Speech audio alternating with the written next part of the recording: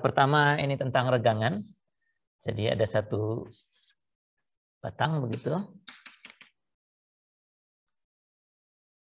yang berhadapan dengan batang yang lain. Demikian. Lalu kalau dikasih gaya, maka katanya ini ada gap tadinya 0,3 mm.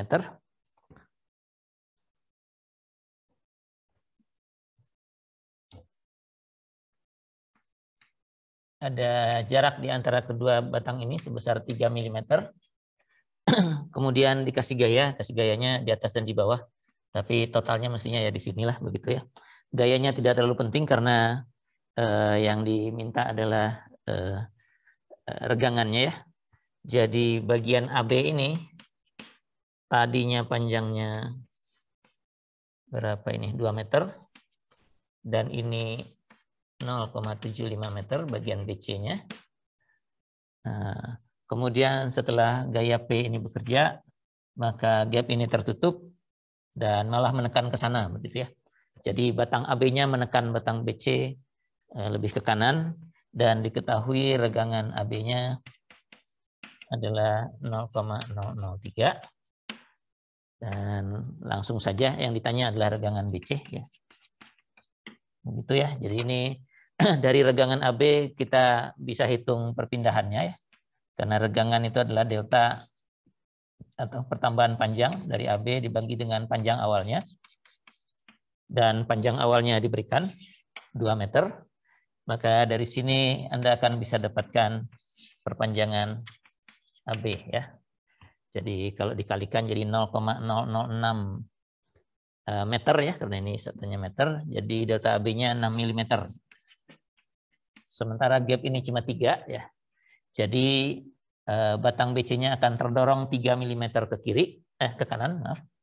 Jadi tertekan 3 mm sehingga regangan batang BC itu adalah delta BC dibagi panjang awalnya. Ini perpindahan atau perpendekan bagian BC mestinya adalah 3 mm gitu ya. 3 mm kalau pakai milimeter. Ini 0,75 kan ya, kalau dijadikan milimeter 750. Anda tinggal hitung saja 1/250. Berapa itu? 4/1000 ya. Jadi 0,004 begitu mungkin ya. Jadi demikian ya. Masih simpel gitu ya. Nomor 1. Duanya juga soal deformasi, ada regangan normal dan regangan geser yang diminta. Jadi ada satu pelat tipis segi 4 yang tadinya begitu ya. Ini segi 4 tapi diputar aja seperti diamond gitu ya. Tapi ini segi 4 yang sisinya sama panjang semua. Diketahui panjang diagonal awalnya 300 mm, jadi ini 300 awalnya.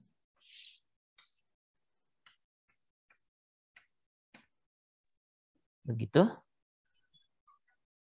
Kemudian ini PQRS ya. PQRS namanya begitu. Lalu bagian PR-nya jadi berubah jadi memanjang. Ini PR-nya tadinya begini, jadi lebih panjang setelah berdeformasi gitu. Ini yang QS-nya jadi lebih pendek ya. Gitulah.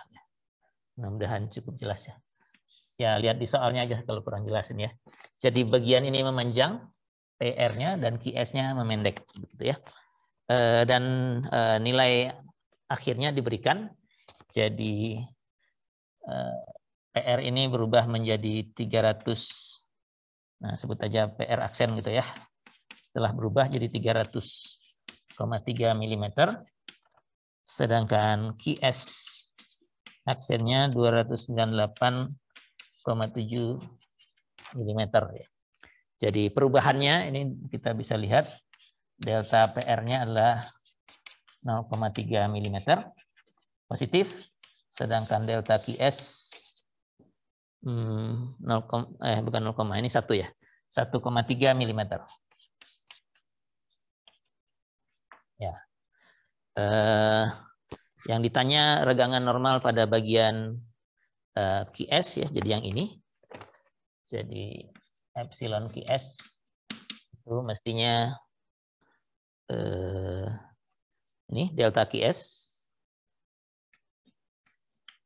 dibagi panjang awalnya LQS-nya.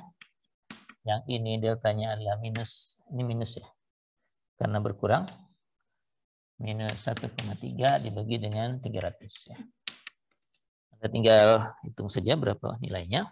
Kemudian di titik P, tadinya persegi, jadi ini siku-siku. Sekarang tidak lagi. Ya, sudutnya sudah lebih lancip begitu ya, dari 90 derajat. Dan sisanya dari siku-siku itu adalah gamma atau regangan gesernya. Jadi kalau saya bikin tegak lurusnya begitu, mudah-mudahan kelihatan. Penjumlahan dari yang sudut yang di bawah ini dan di bawah dan di atas ini itu adalah gamma di P. Begitu. Nah, karena kita tahu pertambahan panjangnya, bagian PR itu bertambah 0,3 mm. Artinya kalau Anda mau ngitung tangannya dan pakai sudut kecil, tangan adalah sudutnya sendiri, Anda hanya perlu sudut itu. Maaf, ini yang besarnya begitu ya. Yang kecilnya yang ini ya. Anda bisa mengurangkan ya. Jadi kalau yang ini nggak bisa pakai sudut kecil ya. Ini pakai tangan, bisa pakai tangan kalau mau ya. Jadi Anda bisa gunakan ini saya hapus sebagian ya biar tidak membingungkan. Tadinya demikian 90 derajat gitu ya. Ini P-nya ada di sini. Kemudian ini memanjang ke sana. Lalu begitulah kira-kira. Begitu ya. Dan perpanjangannya kita ketahui. Jadi yang kita lihat mungkin adalah sudut ini nih. Sini. Begitu. Separuhnya gitu ya. Nanti gamanya 2 kalinya gitu ya. 90-nya ini 45 mestinya. Jadi tadinya ini 45, kemudian sekarang sisanya begitu ya. Ini sebut saja alfa ya. Jadi tangan alfa adalah setengahnya QS ya. Jadi setengah QS aksen begitu. Jadi QS itu diagonal yang vertikal ini. Setelah berdeformasi, separuhnya dibagi dengan ini, separuhnya dari PR ya. Jadi nggak pakai setengah juga nggak apa-apa, setengahnya akan dicoret ya. Jadi ini PR aksen yang ini. QS aksennya yang 298,7, PR aksennya 300,3. Dari sini Anda dapatkan alfa ya. Nah, ini tidak bisa pakai sudut kecil karena ini sudutnya besar ini. Jadi Anda harus pakai arkus tangan dan nyatakan dalam radian gitu ya. Anda akan dapatkan alfa, maka gamanya mestinya adalah 2 kali karena ini separuhnya. Pi per 4 dikurangi alfa ya. Pi per 4 ini 45 derajat karena tadinya waktu 90 derajat ini separuhnya 45, separuhnya lagi 45. Lalu dikurangi dengan alfa, itu kita dapatkan sudut sisanya dan tinggal di 2 kalikan gitu ya. Kira-kira demikian. Ada yang punya cara lain yang lebih langsung? Atau ada yang melakukan dengan cara lain? Kalau mau di-share sih silahkan. Tapi yang jelas definisinya regangan geser itu adalah ini regangan geser di P ya. Perubahan dari sudut yang tadinya 90 derajat ya, perubahannya. Dan di P ini tadinya memang 90 derajat, sekarang jadi lebih lancip. Perubahannya ada di 2 sisinya mestinya, di atas sini dan di bawah sini. Penjumlahan keduanya itu adalah gamma ya. Jadi ini alfanya, kemudian kita cari gammanya. Itu 2 hal tentang regangan ya, ada normal dan geser. Kemudian ada 1-2 soal ini mirip, nomor 3 dan 4 itu tentang generalized Hooke's law dengan rasio kosong ya.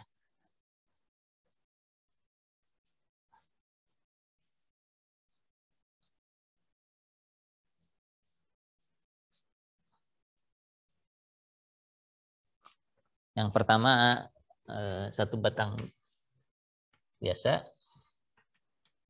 ditarik dengan gaya P yang belum diketahui. Jadi P-nya itu termasuk yang ditanyakan. Diameter diketahui 16 mm.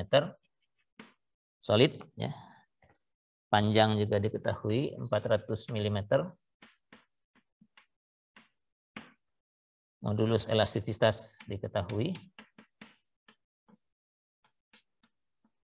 Rasio Poisson juga diketahui 0,33. Dan diameternya ya berkurang ya. Jadi delta D begitu ya. Delta D perubahan diameternya adalah minus 0,025 mm. Oke. Akibat gaya P yang bekerja. Kita diminta mencari gaya P-nya sendiri dan delta dari panjangnya ini. Disebutkan namanya ya, delta L aja sebut ya. L ini berubah menjadi berapa begitu ya. Karena rasio Poisson sudah diberikan, kita bisa ketahui bahwa selain memanjang ini dalam arah aksialnya, batangnya juga akan mengecil ya dalam arah diameternya. Diameternya diketahui, perubahannya diketahui, sehingga kita bisa dapatkan regangannya. Regangan kalau arah sana sebutnya lateral ya. Lateralnya adalah minus 0,025 dibagi dengan 16. Anda tinggal hitung saja berapa itu nilainya. Dan per definisinya rasio Poisson itu adalah minus regangan lateral dibagi dengan regangan longitudinal atau aksial ya, memanjangnya ya. Longitudinal gitu ya. Di kuliah minggu lalu kemarin ada beberapa mahasiswa yang menanyakan, ini saya nulisnya terbalik ya. Jadi waktu itu saya menunjukkan fenomenanya, ada regangan longitudinal, kemudian ada regangan lateral, dan rasio di antara keduanya konstan. Dari sisi itu masih sama aja ya, karena dibalik pun rasionya tetap konstan. Tapi secara definisinya rasio Poisson itu adalah lateral, regangan arah lateral dibagi dengan arah memanjangnya atau longitudinal atau aksial. Jadi karena gayanya sendiri bekerja dalam arah memanjang, mestinya regangan yang ke sana lebih besar nilai absolutnya ya. Jadi rasio Poisson ini nilainya kurang dari 1. Bukan lebih dari 1. Kalau longitudinalnya yang ditaruh di atas di pembilangnya, kemudian lateral penyebut, nanti angkanya akan lebih besar dari 1. Jadi yang benar yang ini. Itu mungkin juga berlaku untuk apapun ke belakang ya. Kalau saya nulis di papan tulis tapi ternyata berbeda dengan di buku teks, mestinya salahnya di saya, karena di buku itu sudah teruji mestinya ya. Jadi tolong hati-hati ya, kalau berbeda ucapan saya tidak selalu benar ya, bisa saja ada kesalahan. Oke. Nah, jadi regangan lateral sudah diketahui, rasio Poisson diberikan 0,33. Dari hubungan ini dengan nilai regangan lateral yang baru saja kita hitung ini, kita akan dapatkan regangan arah longitudinalnya ya, memanjangnya. Yang secara definisinya sendiri itu adalah perpanjangan dibagi dengan panjang awal ya. Nah, perpanjangannya yang ditanya, oh ini perpanjangannya ditanya duluan ya. Ditanya belakangan tapi kita dapat duluan karena kita menganalisis regangannya dulu. Jadi dari sini kita akan dapatkan delta L. Delta L adalah regangan longitudinal yang barusan diperoleh dari sini, dikalikan dengan L yang 400 mm ini. Nah, terus P-nya di mana? Ya, kalau kita sudah punya delta, kita punya hubungan antara gaya dengan perpindahan langsung ya, yang sudah kita bahas juga di minggu lalu ya. Delta itu adalah N dikalikan panjang dibagi dengan A dan modulus elastisitas ya. Normalnya ya sebesar P. Panjangnya ini 400 ada. Luasnya Anda hitung dulu, ini dari diameter Anda bisa hitung luasnya ya.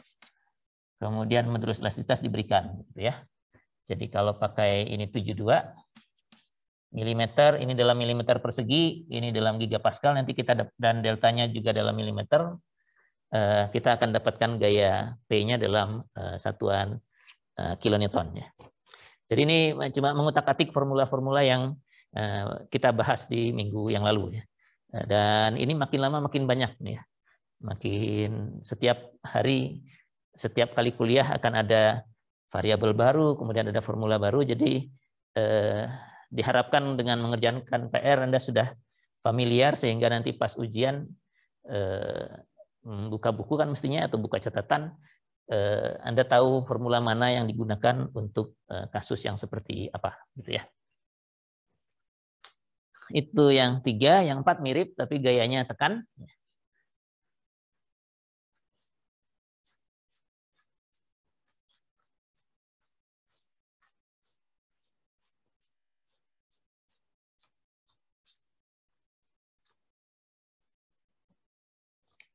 Gayanya tekan, lalu ini ada satu apa ya disebutnya di sini, polimer lah.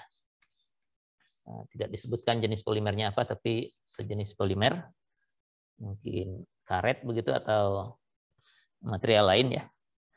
Ukurannya diberikan, lebarnya 50 ke arah sini, milimeter ke arah sana 100 milimeter, dan tingginya 275 mm. Kemudian ditekan gitu ya. P-nya yang 135 kilonewton begitu ya. Dari semua ini yang diberitahu hanya lebar D ya. Yang 100 ini bertambah 0,4 mm ke arah sana ya. Kalau kita sebut arahnya mana nih? Yang 50 ini X, yang vertikalnya ini Y, kemudian ininya Z. Nah, delta Z yang diberitahu ya. Dengan X, Y, Z yang saya set up seperti ini, 0,4 ini delta Z, panjang awalnya adalah 100 sehingga kita bisa dapatkan epsilon Z ini ya. 0,4 per 100 gitu ya. 0,04 gitu ya. Dan ini lateralnya. Oh, tingginya juga berkurang. Ini berkurang 2,5 mm ya. Jadi epsilon dalam arah vertikal ini Y minus 2,5 dibagi 275. Minus sekian, gitu ya, Anda hitung aja.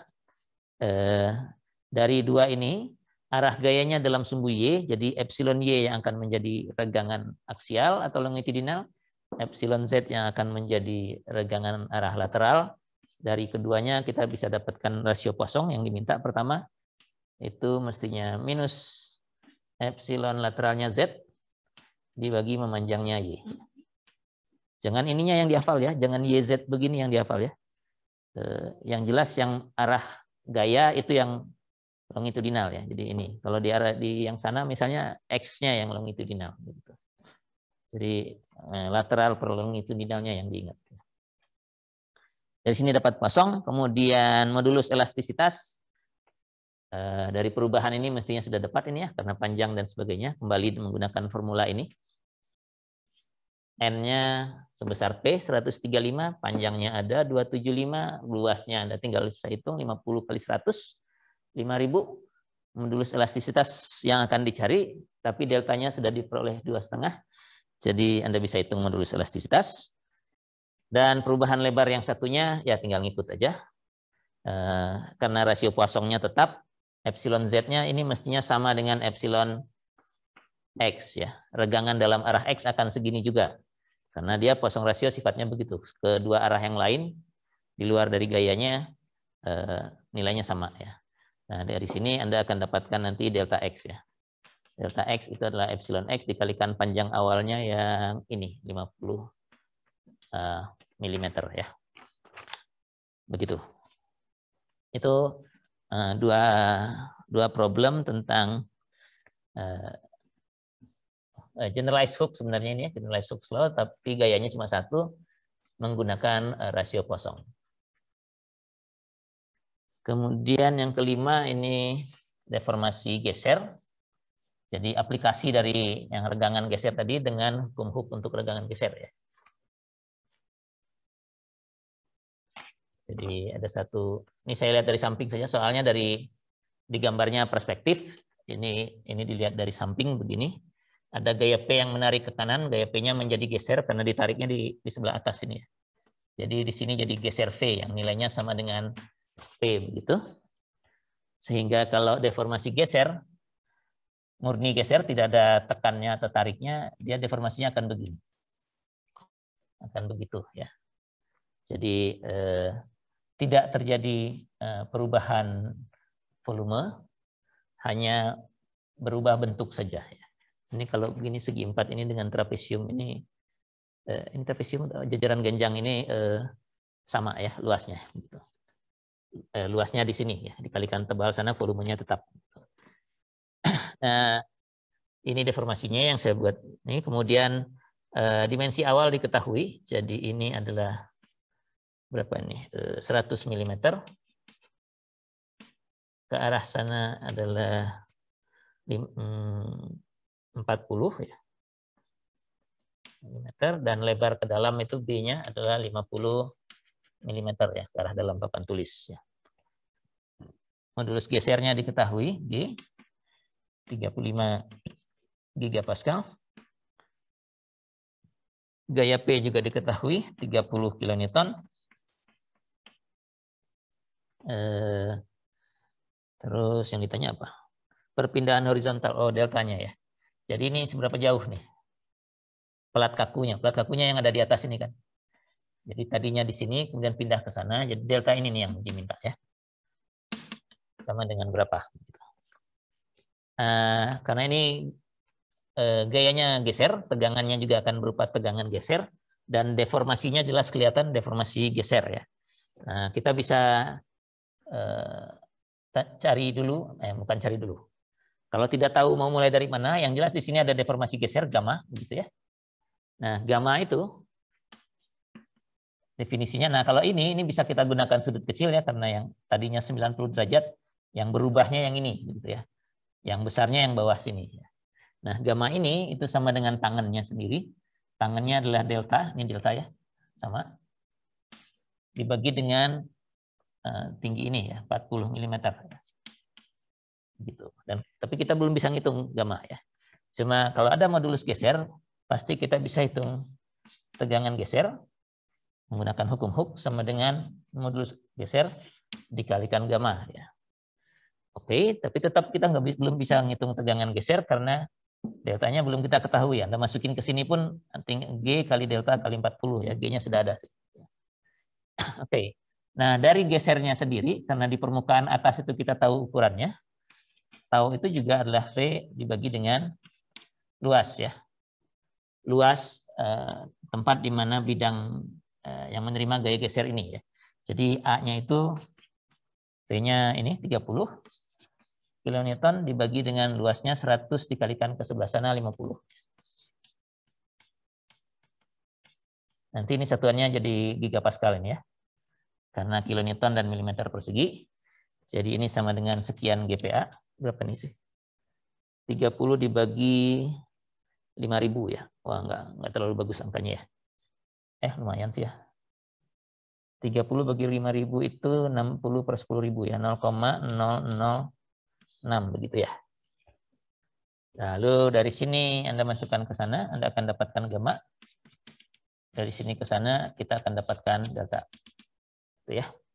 Jadi perpindahannya akan kita peroleh setelah menghitung tegangan dulu di atas, tegangan geser, lalu menggunakan hukum Hooke kita dapatkan regangan gesernya, gamma, dan gammanya sendiri dari definisinya bisa kita hitung perpindahan. Begitu. Lalu dua yang terakhir tentang deformasi aksial. Yang pertama itu yang bebannya konstan, yang kedua bebannya berubah.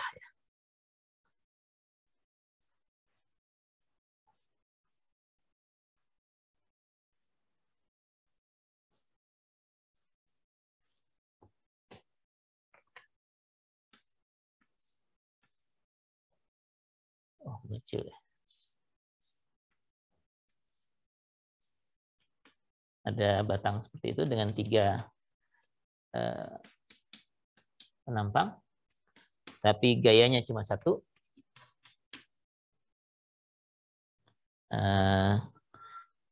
Dengan semua properti yang diketahui, tentukan gaya P agar D-nya berpindah sejauh 60 mm. Ya. Ini saya kira mirip dengan contoh yang sudah diberikan, sangat mirip dengan contoh yang sudah diberikan di kelas. Ya. Gaya normalnya sama semua, di mana-mana nilainya sebesar P, tapi propertinya akan ada 3. Ada satu bagian yang luasnya berbeda dengan yang di sebelah sini, dengan yang di sebelah sini. Modulus elastisitas semua sama, jadi kita harus ngitung delta D itu sebagai penyumlahan delta AB ditambah dengan delta BC ditambah dengan delta CD. Jadi AB memanjang, D-nya terdorong ke kanan, BC memanjang, D-nya juga ikut terdorong, dan CD memanjang, D-nya juga maju ke sebelah kanan, begitu. Dan semua ini formulanya adalah N-nya masing-masing, dan N-nya masing-masing kebetulan sama, sebesar P semua, gaya normalnya. Jadi ini bisa kita ganti dengan P yang belum diketahui. Panjangnya ada masing-masing, LAB, AAB. Modulus elastisitasnya sama semua, jadi E-nya tetap. P, LBC, ABC, E, P, LCD, ACD kalikan E. Dan ini harus sama dengan 60 mm. Ya. Jadi kalau satuannya semua gigapascal untuk E, 50 gigapascal, semua panjang dan luas dalam milimeter persegi, di kanan milimeter, maka Anda akan dapatkan P dalam kilonewton. Ya. Sekian kilonewton. Ya. Semua diketahui kecuali P, dan luas kanannya 60, Anda selesaikan dapat P langsung.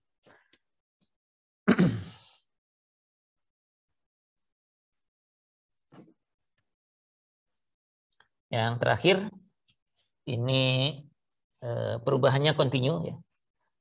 Jadi harus sedikit mengintegral kelihatannya. Saya nggak tahu beneran harus mengintegral nggak ya. Ada tiang begitu di dalam tanah, dikasih gaya P, lalu di sekeliling tiang ini, di semua ini, ada gaya geser. Ini di semua ya, di gambarnya di kiri kanan, tapi ini semua di sekeliling maksudnya ya.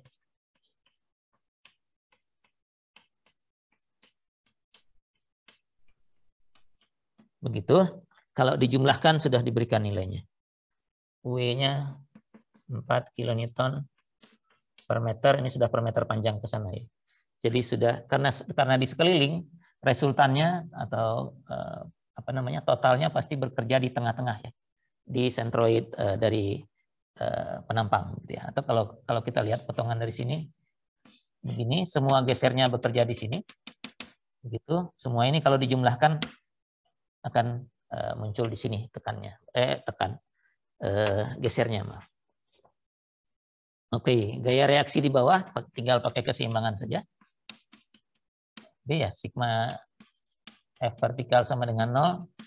Ada P yang ke bawah, ada geser W, tapi kalikan panjangnya begitu ya. Karena kan ini per meternya 4, tingginya berapa? Tingginya 5 meter kali 5, terus tambah FD sama dengan 0, kita dapatkan FD-nya P-nya 80, tidak sana 80 dikurangi dengan 4 kali 5, 20, 60 ya. Jadi 60 kilonewton ya. Begitu. Nah, kemudian perubahan panjang. Jadi karena ditekan ini mestinya tiangnya memendek ya. Nah, berapa besarnya? Formula kita delta sama dengan N L dibagi A. E tidak bisa digunakan langsung di sini karena gaya normalnya berubah di sepanjang tiang ya. Kalau saya potong di sini ada P dikurangi dengan W kalikan panjang ini, X, WX misalnya. Terus ke bawah sini makin panjang X-nya. Jadi kalau kita ngitung X ke sana, gaya normalnya itu adalah sebesar minus P ditambah dengan W kalikan X. Ya. Begitu seterusnya sampai ujung bawah sini gaya normalnya minus 20. Ya. Minus 60. Begitu. Jadi N-nya seperti ini, dan nggak ada cara kalau N-nya berubah ya ini harus kita ubah jadi integral ya.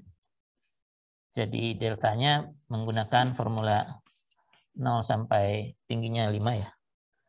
Tingginya 5, N-nya itu Wx minus P kalikan dx dibagi dengan A dan E. A dan E-nya konstan bisa dikeluarkan dari integrasi dan Anda akan dapatkan. Ini integrasi polinomial mudah, P-nya juga 80, masukkan saja.